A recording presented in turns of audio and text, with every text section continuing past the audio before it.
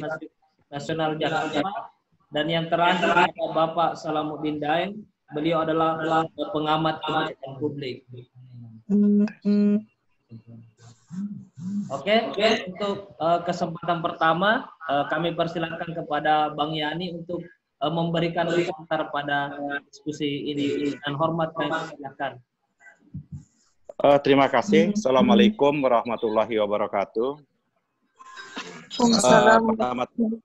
Pertama-tama tentunya kita mengucapkan puji syukur kita kehadirat Allah Subhanahu wa taala karena begitu banyak nikmat yang diberikan kepada kita yang tidak kalah utama dan utamanya adalah nikmat kesehatan kita dan keluarga kita insya Allah akan dilindungi Allah dari ancaman atau kena virus corona ini.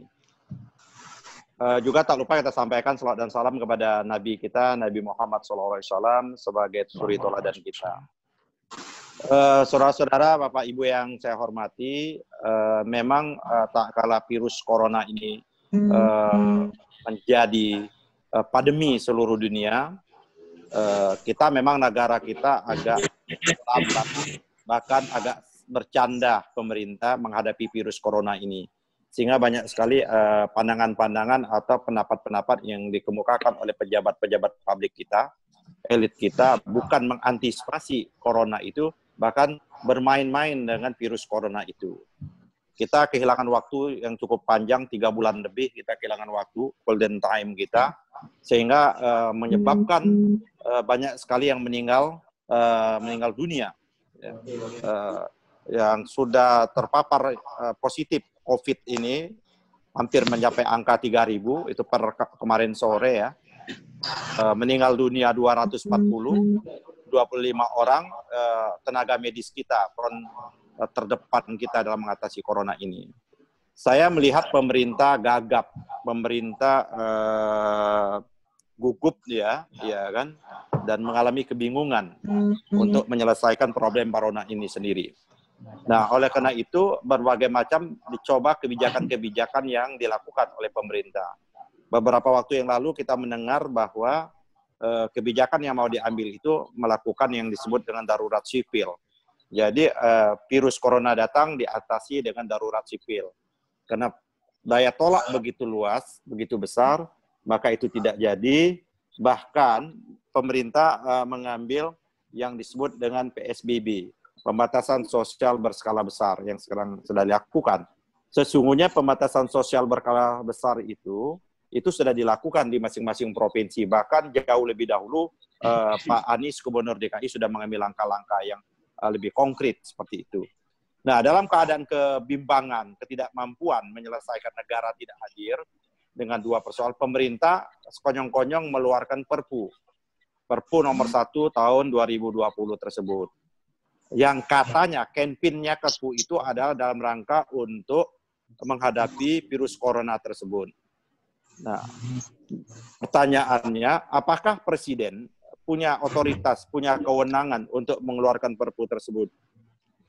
Memang di Undang-Undang Dasar kita memberikan kewenangan Presiden untuk mengeluarkan Perpu, tapi Perpu itu mempunyai syarat, tidak bisa hanya atas kehendak subjektif atau personal yang tidak didasari dengan aturan-aturan mengeluarkan Perpu tersebut. Nah, Mahkamah Konstitusi telah merumuskan bagaimana tata cara untuk mengeluarkan Perpu tersebut. Jadi pasal 22 di Undang-Undang Dasar itu ada kata yang menjadi kunci, yaitu al-hikwal, kegentingan yang memaksa. Pertanyaan kita, al-hikwal, kegentingan yang memaksa yang bagaimana yang ada sekarang ini? Betul, ada kegentingan yang memaksa, yaitu adanya virus corona yang sudah menjadi pandemi dunia. Nah, pertanyaan berikutnya, apakah kita tidak mempunyai perangkat hukum untuk mengantisipasi atau untuk memerangi yang namanya virus corona ini?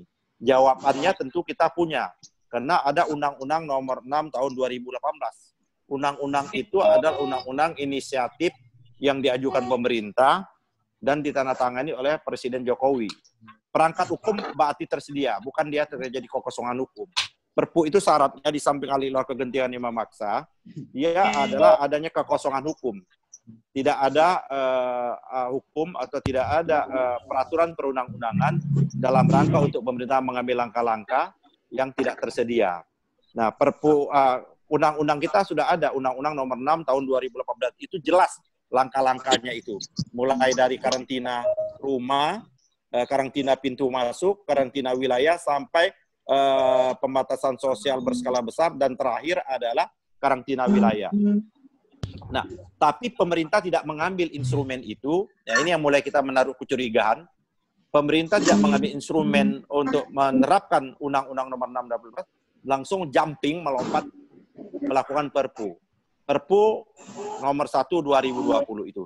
Kalau kita lihat dari Perpu ini sendiri, sebagaimana saya kemukakan, Perpu ini sendiri baik dari alasan konsedrannya, konsedran menimbang, konsedran yuridisnya, maupun batang tubuh pasal demi pasal, sesungguhnya agak bingung kita. Ini yang dihadapi oleh pemerintah ini, virus corona, dalam rangka untuk mengatasi virus corona, menyelamatkan atau melindungi nyawa rakyat Indonesia, atau untuk melindungi dan menyelamati kebijakan keuangan negara dan stabilitas sistem keuangan pemerintah, atau mau melindungi dan menyelamatkan pemerintah yang keliru dan tidak profesional dalam tata kelola kebijakan ekonomi keuangan yang selama ini.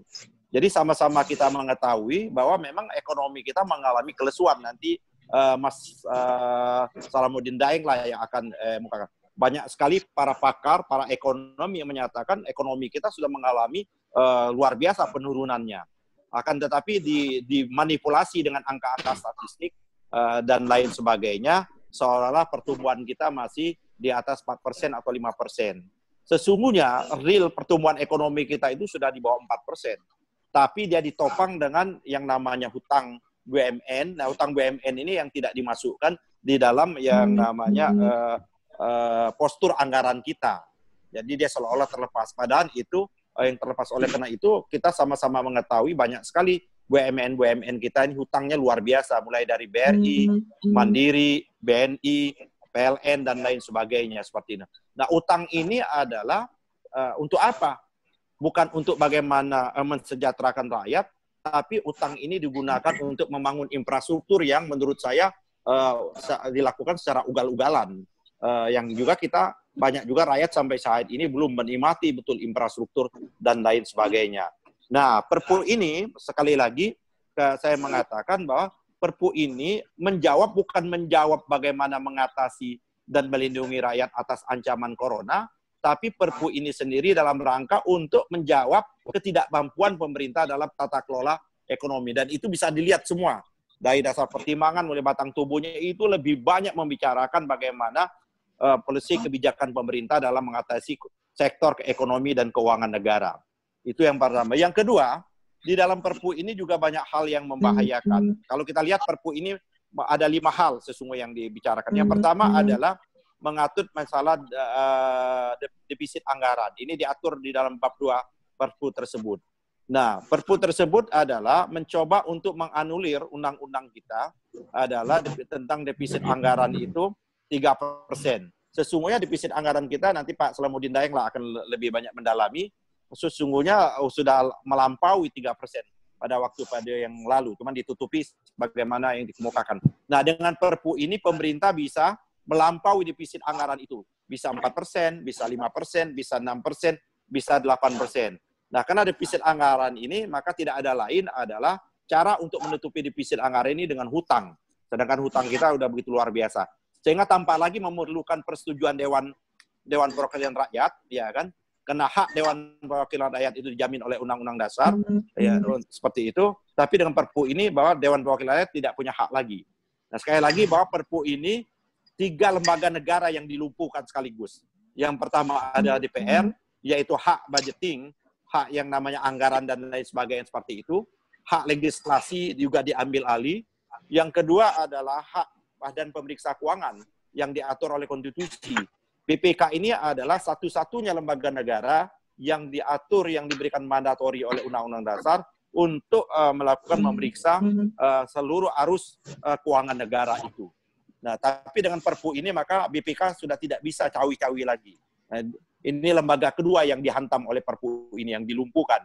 Yang ketiga yang dilumpuhkan oleh Perpu ini adalah Badan Peradilan. Badan Peradilan itu adalah kekuasaan yang mandiri dan merdeka sebagaimana diatur oleh konstitusi. pasal 24 seperti itu. Apa yang diatanya? Karena di Perpu ini sudah diberikan hak imunitas kepada pihak-pihak tertentu, menteri dan lain sebagainya. Kalau memang terjadi penyimpangan dan lain sebagainya, maka dia tidak bisa lagi dituntut. Baik dituntut secara perdata, pidana maupun tata usaha negara. Ya, yang kedua, saya lanjutkan yang tadi, yang alias Perpu ini mengatur relokasi anggaran. Relokasi anggaran ini adalah diambil dari sisa anggaran. Nah, kan kalau relokasi anggaran dan lain sebagainya, portal anggaran, dan itu kan dia harus dibahas bersama dengan Dewan Perwakilan Rakyat. DPR dalam konteks anggaran dia kuat sekali. Kenapa kuat? Kalau RAPBN yang diajukan pemerintah tidak mendapat persetujuan DPR, maka RAPBN itu tidak bisa berjalan. Pemerintah memakai RAPBN yang lama atau RAPBN sebelumnya. Nah, tapi dengan Perpu ini, di bypass bagaimana saya kemukakan tadi dilumpuhkan. Nah, relokasi anggaran yang dimaksudkan itu ada mengambil sisa-sisa anggaran. Yang lebih dan ironis adalah yang diambil itu dana abadi pendidikan. Ya. Terus dana apa lagi? Dana yang dikuasai oleh negara. Terus kriteria tertentu yang dikelola oleh keuangan negara dan lain sebagainya. Dana-dana yang penyertaan di BUMN. Kita tidak melihat di dalam posturnya itu dana contohnya pemindahan ibu kota. Nah, dana pemindahan ibu kota tidak disentuh sama sekali. Dana pembangunan infrastruktur tidak disentuh sama sekali. Nah, jadi sesungguhnya kita punya mau bertanya, ini negara ini, pemerintah ini, apa yang mau dia lindungi seperti itu? Melindungi para konglomerat, melindungi kebijakannya, atau sebagaimana diamanahkan oleh Undang-Undang Dasar kita. Melindungi seluruh segenap bangsa dan seluruh tumpah darah. Yang ketiga adalah Perpu ini mengatur tentang kebijakan fiskal, kebijakan pemotongan. Dan ini juga sama ini. Pajak itu kan diatur bersama, ditetapkan bersama-sama DPR. Nah, bahkan sekarang dengan Perpu ini memberikan keluasaan relaksasi diskon pajak yang luar biasa juga kepada konglomerat atau korporasi dan lain sebagainya. Yang selama ini 25% bisa mencapai angka 18%. Yang seharusnya, kala kita sekarang uang kita kosong ini, seharusnya para konglomerat itu yang diminta uangnya. Dan bahkan ada salah satu konglomerat, ya kelompok Mayapada Group itu, Tahir itu, menyumbang untuk ke luar negeri. Loh, kita lagi butuh uang kok mereka nyumbang ke luar negeri. Nah, di mana nasionalismenya yang selama ini teriak-teriak, saya Pancasila, saya Indonesia, NKRI, harga mati, seperti itu. Nah, yang keempat adalah menambah kewenangan baru.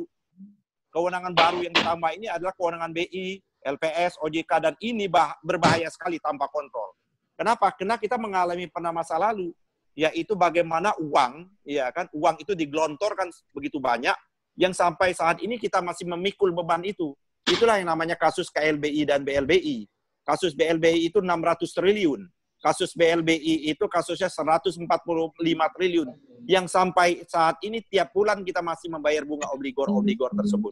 Dan kita tidak bisa mengejar para konglomerat hitam itu, obligor hitam itu, yang sekarang baik yang ada di Indonesia maupun yang bersembunyi di luar negeri. Nah, sekarang mau diulangi lagi ini dengan memberikan kewenangan begitu luar biasa kepada BI. Termasuk membeli yang namanya surat utang negara dan lain sebagainya di pasar perdana. Seharusnya mereka ada pasalnya, pasal sekunder seperti itu. Nah, yang keempat, yang terakhir, yang adalah hak imunitas yang sebagaimana saya kemukakan.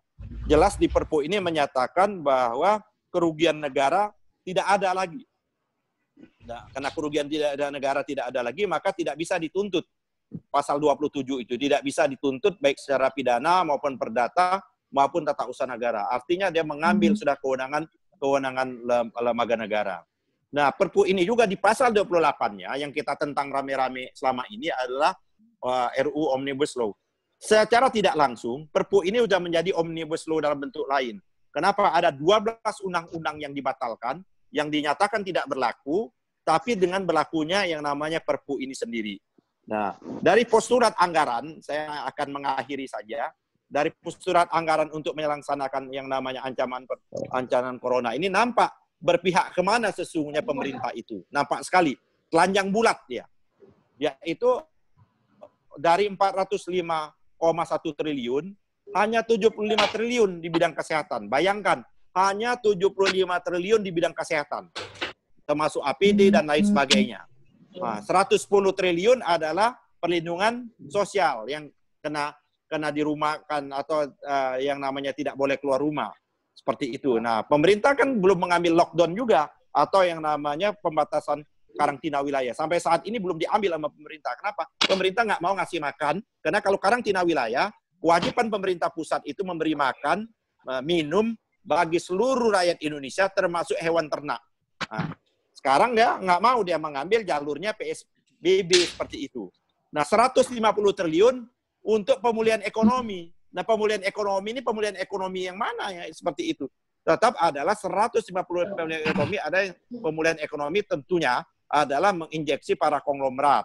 Baru 70,1 intensif perpajakan dan stimulan kredit usaha rakyat itu. Jadi pajak dengan stimulus kredit rakyat hanya 70,1 triliun. Kalau dijumlahkan 220 triliun dalam sektor ekonomi, 185 triliun hanya di bidang ancaman corona ini sendiri. Nah, itu. Dan yang terakhir sekali ini mau saya kemukakan bahwa Perpu ini kan sifatnya sementara. Ini makanya saya menghimbau betul kawan-kawan DPR supaya menolak Perpu ini. Kenapa? Dari substansi isinya bersifat sementara. Nah, kalau dia Perpu ini disahkan menjadi permanen. Dia menjadi undang-undang permanen, padahal isinya adalah sementara. Jadi saya melihat bahwa Perpu ini adalah akal-akalan saja. Ini akal-akalan dalam rangka untuk menutupi keekonomian kita semakin buruk. Nanti Pak Daeng lah yang bercerita masalah ekonomi yang semakin buruk. Saya kira itu pengantar diskusi saya. Terima kasih. Assalamualaikum warahmatullahi wabarakatuh. Waalaikumsalam warahmatullahi wabarakatuh. Menarik.